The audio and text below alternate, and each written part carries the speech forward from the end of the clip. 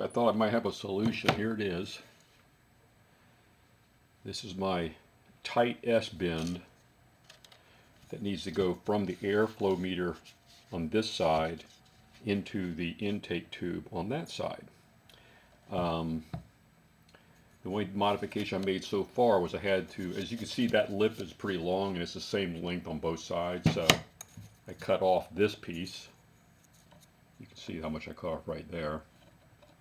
And that gave me just enough lip here to basically use this clamp.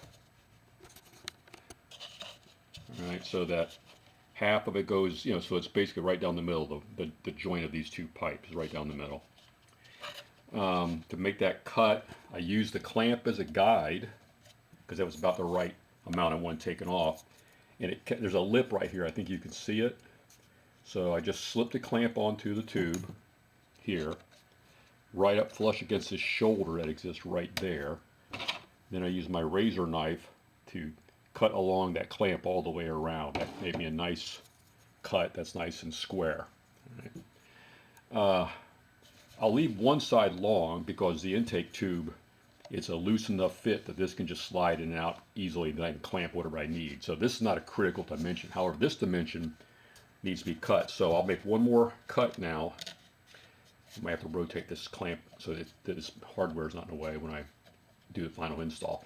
But I'll cut this down and get this as tight up against the exit from the airflow meter as possible. Then I'll use another clamp, same kind here, the clamp to do. Now I do have a little bit of a problem because once you cut this lip off, the OD of this plastic is slightly less than the OD of the airflow meter, which means this clamp kind of has a hard time. It's flat this way, so it clamps one side tight, the other side not so much.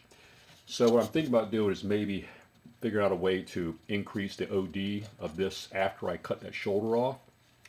And it could be something as simple as just getting some filler material to wrap around it to bring the OD up. I have some thin sheet copper I think would work really well.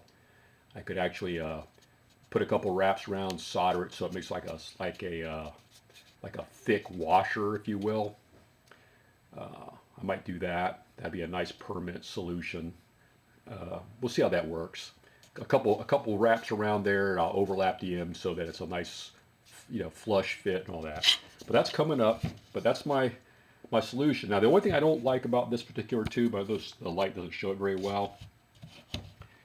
While this bend is nice and radiused, and that bend right there on the inside appears to be a pretty nice radius.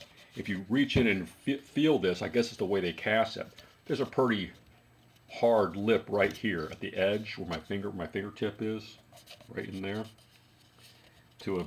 That's a 90, okay, a hard 90.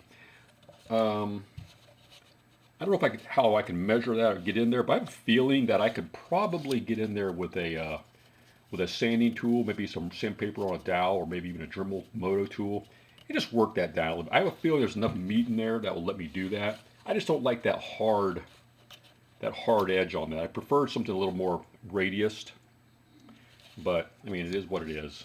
But I think I might play with that. I mean, these things are pretty cheap, so if I scrap one, no big deal. But yeah, I think I can get inside here. I wish you could see it better. I don't have any good light to show you. But yeah, get in there with a moto tool and kind of basically just do this.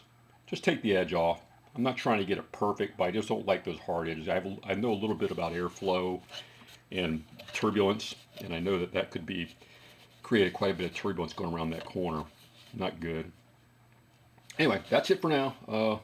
I'll bring you back in once I finish all the mods and I have it installed. But I've already test fitted this to the stand. At least one tube that was already cut down, and it worked pretty well. I think I'm going to be able to clear that charge tube, plug right directly into the OE pipe. And remember, the whole idea here is I'm trying to come up with something that is repeatable by other people, not some kind of custom one-off thing. So go down to AutoZone, buy a couple of these things, and make a few easy to define cuts using a clamp. If all that works together, then there's a solution out there for folks who are wanting to adapt the stock OE airflow meter and whatnot into a 280Z.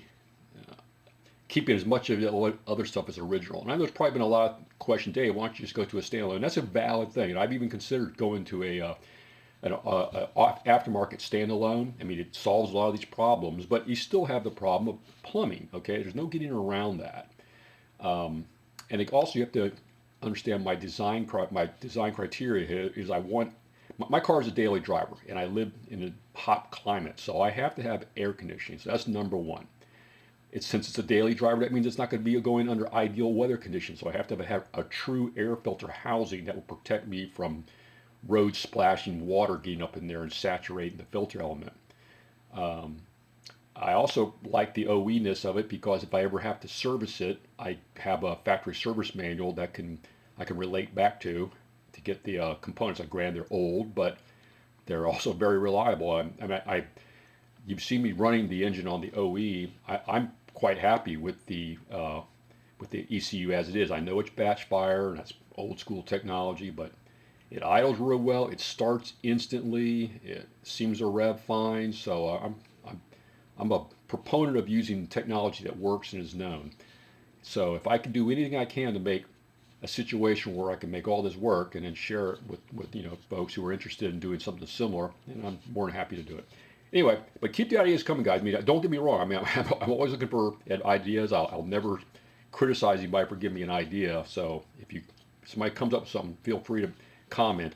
But I'm also especially interested in anybody who's actually done this with an OE setup, because that's kind of where I'm going right now. That could change if this turns into a giant disaster and when I get it all apart, I can't get the fit after all. Okay, well, guess what? We're going back to aftermarket and whatever works. Anyway, that's it for now. I just want to share my solution. This is my off-the-shelf AutoZone solution. Thanks for watching.